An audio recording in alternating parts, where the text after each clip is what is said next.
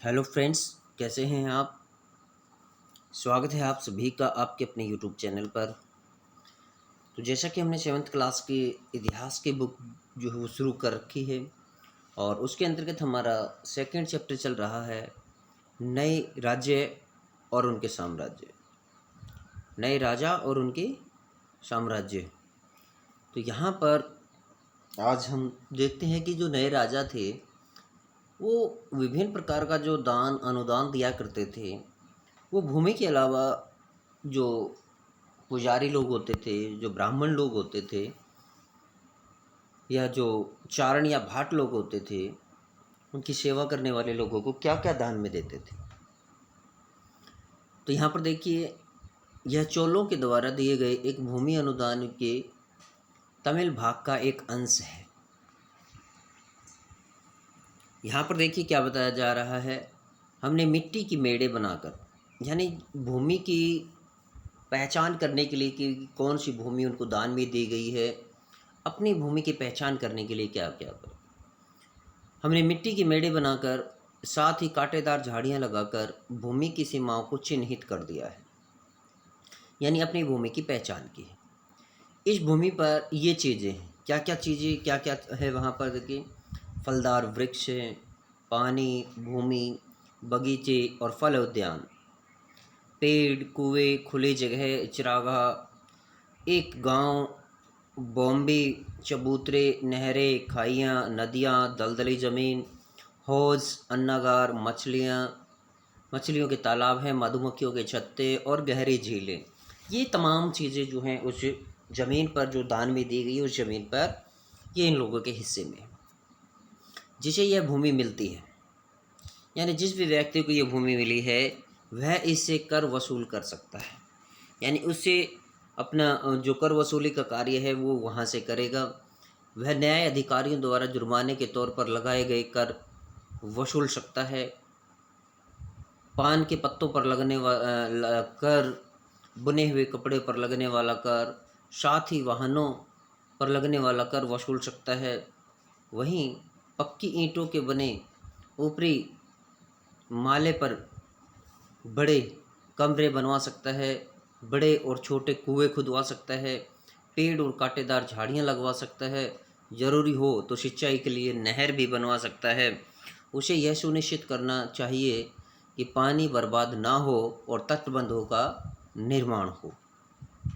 तो ये तमाम चीज़ें जिस व्यक्ति को जो भूभाग दिया जाता है उसके अंतर्गत ये लगता है उसको कि मुझे ये चीज़ें करवानी चाहिए, तो वो ये तमाम चीज़ें उस क्षेत्र के अंदर करवा सकता है।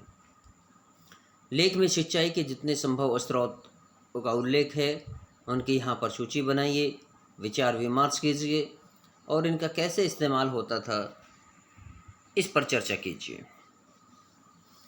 देखिए, हमारा 1000 वर्षों का जो एक तरह से देखा जाए जो चर्चा चल रही है 700 से लेकर 1750 तक, ये जो चैप्टर डिस्कस कर रहे हैं हम, यहाँ पर ये 12वीं शताब्दी में एक वृत्त संस्कृत काव्य रचा गया था। एक संस्कृत काव्य रचा गया था कल्हण के द्वारा, जिसका नाम था राजतरंगिणी। कश्मीर प्रशासन करने वाले राजाओं का इतिहास दर्ज है उसके अंदर, और ये कल्हण के द्वारा लिखी गई थी और इस पुस्तक का नाम था राजतरंगिणी। वहाँ के शासकों का इसके अंतर्गत इतिहास दर्ज है। कल्हण नामक एक रचनाकार द्वारा ये रचा गया और इस पुस्तक का नाम, इस कृति का नाम मैं बार बार दोहरा रहा हूँ, राजतरंगिणी। कल्हण अपने वृत्तांत लिखने के लिए शिलालेखों, दस्तावेजों, प्रत्यक्षदर्शियों के वर्णनों और पहले के इतिहासों समेत अनेक तरह के स्रोतों का इस्तेमाल किया। प्रशस्तियों के लेखकों से भिन्न वह अक्सर शासकों और उनकी नीतियों के बारे में आलोचनात्मक रुख अपनाता दिखलाता था। देखिए, जहाँ प्रशस्तियों के जो लेखक होते हैं वो अपने शासकों की प्रशंसा करते हैं, क्योंकि उनको अपने परिवार का आजीविका कमाने के लिए, चाहे वो बातें सच हैं या नहीं हैं, फिर भी उनको सत्य करके दिखाना होता था। लेकिन राजतरंगिणी के अंदर आलोचनात्मक टिप्पणी की गई है, बुराइयों पर कटाक्ष किया गया है, राजा को कैसा होना चाहिए ये दर्शाया गया है। द किंग वुड बी कैसा होना चाहिए। तो आलोचनात्मक इसमें वर्णन किया गया है।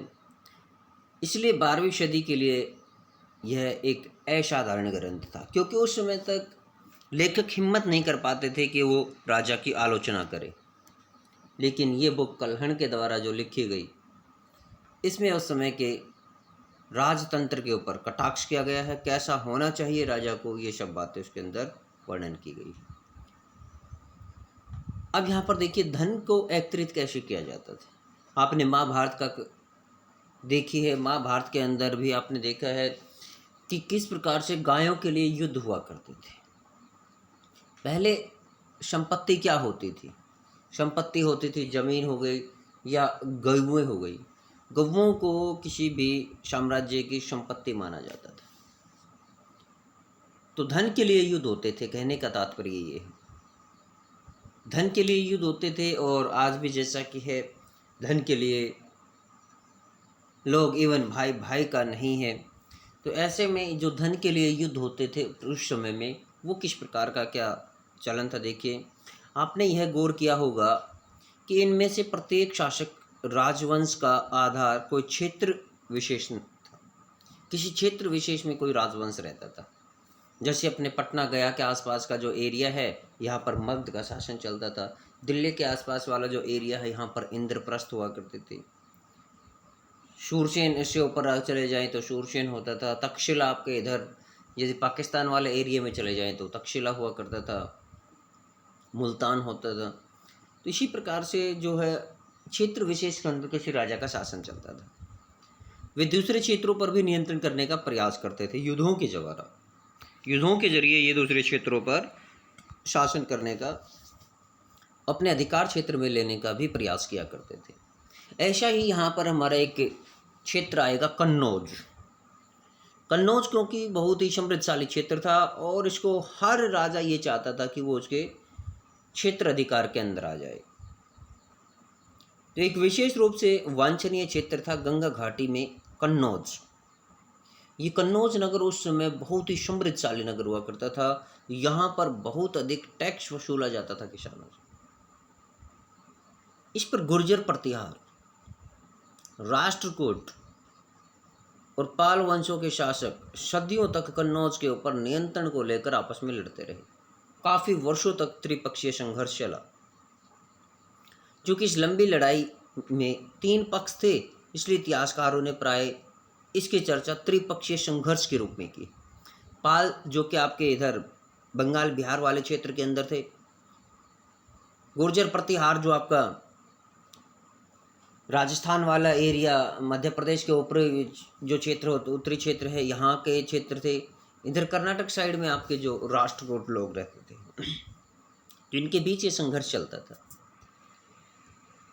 जैसा कि हम देखेंगे पृष्ठ नंबर 62 से 66 तक, यानी 62 से 66 तक, शासकों ने बड़े बड़े मंदिरों का निर्माण करवा कर भी अपनी सत्ता और संसाधनों का प्रदर्शन करने का प्रयास किया था। यानी मंदिर क्यों बनवाए जाते थे? जितना विशाल मंदिर उतना विशाल साम्राज्य, उतना ही उस राजा के शक्ति का परिचायक होता था। इसलिए जब वे एक दूसरे के राज्य पर आक्रमण करते थे तो मंदिरों को भी अपना निशाना बनाते थे। मोहम्मद गजनवी के बारे में आपने सुना होगा, 17 बार आक्रमण किया।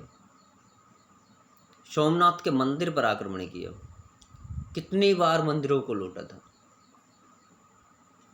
जो कभी कभी बहुत अधिक संपन्न होते थे तो मंदिरों को भी अपना निशाना बनाते थे, क्योंकि मंदिरों के अंदर बहुत ज़्यादा धन दौलत हुआ करती थी, क्योंकि मंदिर ही भव्यता के प्रतीक हुआ करते थे। आप अध्याय 5 में इसके बारे में और विस्तार से पढ़ेंगे, मंदिरों के स्थापत्य कला और मंदिरों के ऊपर जो आक्रमण हुए, क्यों हुए, क्या वजह रही। यहाँ पर देखिए मानचित्र 1 को देखें और वे कारण बताइए जिनके चलते ये शासक कन्नौज और गंगा घाटी के ऊपर नियंत्रण करना चाहते थे। ये मैंने आपको अभी अभी बताया था कि कन्नौज जो है उस समय एक समृद्ध मैदान था। यहाँ पर विशाल फसलें होते थे, धन धान्य से परिपूर्ण क्षेत्र था, तो यहाँ पर टैक्स अधिक वसूला जाता था। सुल्तान अरबी भाषा का शब्द है जिसका मतलब शासक होता है।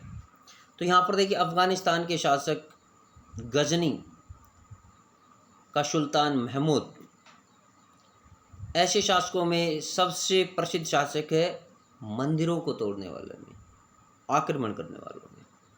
उसने 997 ईस्वी से 1023 तक शासन किया, यानी 33 वर्षों तक इसने शासन किया और अपने नियंत्रण का विस्तार मध्य एशिया के भागों, यानी मध्य एशिया था उसके आंतरिक हिस्सों तक, ईरान और उपमहाद्वीप के उत्तर पश्चिमी जो हिस्से थे वहाँ तक किया था।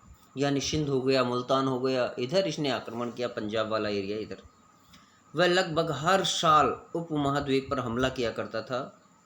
उसका निशाना थे मंदिर, संपन्न मंदिर, जिनमें सोमनाथ का, गुजरात का जो सोमनाथ मंदिर है वो भी शामिल था, जिसमें 1025 के अंदर उसने आक्रमण किया था। महमूद जो धन उठा ले गया था उसका बहुत बड़ा हिस्सा उसने गजनी में एक वैभवशाली राजधानी को बसाने में, वैभवशाली राजधानी का निर्माण करने में खर्च किया। ये देखिए, ये होते हैं शासक जिन्होंने किसी दूसरे देश का अगर जो धन लूटा तो वो अपने लिए नहीं, अपने देश के विकास में लगाया उसने। सुल्तान महमूद अपने द्वारा जीते गए लोगों के बारे में भी कई बातें जानना चाहता था। कौन कौन सी बातें जानना चाहता था? देखिए, यहाँ पर एक शासक, वो आपका इतिहासकार है, ज़बरदस्त इतिहासकार अल-बेरूनी। अल-बेरूनी नामक एक विद्वान को उसने इस उपमहाद्वीप पर लेखा जोखा लिखने का काम सौंपा था। और अल-बेरूनी ने एक किताब लिखी थी, किताब उल हिंद। जो इसने किताब लिखी उस किताब का नाम था किताब उल हिंद। उसके अंदर उसके सारे विजयों का, भारत जो भी साम्राज्य था, जिन जिन पर उसने आक्रमण किया, उनका जो लेखा जोखा वो आपको किताब उल हिंद के अंदर मिलता है। अरबी में लिखी गई उसकी कृति का नाम था किताब उल हिंद। आज भी इतिहासकारों के लिए एक बड़ा स्रोत का काम करती है ये। आज भी इतिहासकार इसके सहारे, जब भी उनको कोई इतनी कठिनाई का सामना होता है या इतिहासकार अपने जो पौराणिक चीज़ों के बारे में कोई जानकारी हासिल करना चाहते हैं तो इस किताब का सहारा लेते हैं। अल-बेरूनी ने इसे तैयार करने के लिए संस्कृत के विद्वानों से परामर्श किया था, सलाह मशविरा किया था। देखिए, एक विदेशी व्यक्ति ने यहाँ के क्षेत्र विशेष की जानकारी लेने के लिए किस तरह का यहाँ के विद्वानों के साथ संपर्क साधा। युद्ध करने वाले दूसरे राजाओं में चाहमान लोग थे। चाहमान वो लोग जिनको चौहान के नाम से जाना जाता है, जो कि 11वीं-12वीं शताब्दी में अपने चरम पर थे। बाद में चौहान के रूप में विकसित हो गई। वे दिल्ली और अजमेर के आसपास के क्षेत्र पर शासन करते थे। इन्होंने पश्चिम और पूर्व की ओर अपने नियंत्रण क्षेत्र का विस्तार करना चाहा था, जहां उन्हें गुजरात के चालुक्यों और पश्चिम उत्तर प्रदेश के गहड़वालों से टक्कर लेनी पड़ी थी। गहड़वाल नरेश जयचंद और चालुक्य नरेश, इधर ये आपके जो आ जाते हैं, भीम द्वितीय हो गया, सेकंड हो गया, फर्स्ट हो गया, ये आपके चालुक्य नरेश। चाहमानों का सबसे प्रसिद्ध शासक था पृथ्वीराज तृतीय, पृथ्वीराज चौहान, जिसने शासन किया 1168 से लेकर के 1192। त्राइन के दूसरे युद्ध में पराजित हुआ। मोहम्मद गोरी से प्रथम जो युद्ध था उसमें इसने मोहम्मद गोरी को पराजित किया, जो कि मोहम्मद गोरी नामक अफ़गान शासक था, अफ़गान का रहने वाला था। उसको 1191 में हराया, लेकिन दूसरे ही साल 1192 में खुद हार गया, क्योंकि इस बार जयचंद ने गोरी का साथ दिया। क्योंकि यहाँ पर पृथ्वीराज चौहान के द्वारा एक जो भूल हुई, एक जो गलती हुई, संयोगिता के साथ जो उसने शादी की, जयचंद की जो लड़की थी, क्योंकि 1191 के अंदर जब जयचंद ये मोहम्मद गोरी को इसने हरा दिया पृथ्वीराज चौहान ने, तो भव्य पार्टी का जो आयोजन हुआ तो उसमें गलती से जयचंद के साथ जयचंद की पुत्री संयोगिता आ गई। और संयोगिता अति सुंदर लड़की थी, जिस पर अपने चौहान साहब फिदा हो जाते हैं और उनके साथ शादी करना चाहते हैं। लेकिन संयोगिता के नाना जी इस रिश्ते को लेकर बिल्कुल भी तैयार नहीं थे, जिसकी वजह से ये रिश्ता नहीं हो सकता था। क्योंकि ये अपने पृथ्वीराज चौहान के जो नाना जी हैं वो इस रिश्ते से सहमत नहीं थे और वो नहीं चाहते थे कि ये रिश्ता चौहान जो है संयोगिता से शादी करे। लेकिन जैसा कि आजकल होता है वैसा ही ये प्राचीन समय से होता आया।